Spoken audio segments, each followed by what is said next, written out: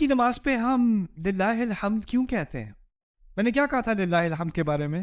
کیا معنی ہے اس کے؟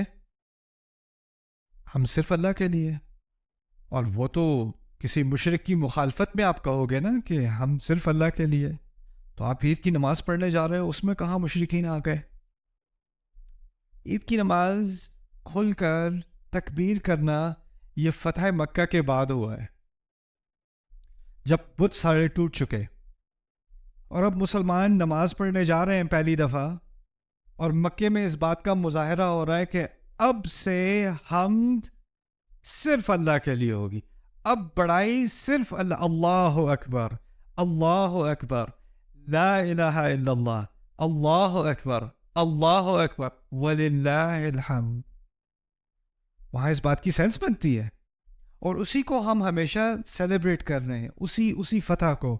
وہاں شرک کا خاتمہ ہوا ہے، اور صرف ایک رب کی حمد ہم نے کرنی ہے، اسی لیے وہاں پر للہ الحمد کی سینس بنتی ہے، اس کی حکمت ہوتی ہے۔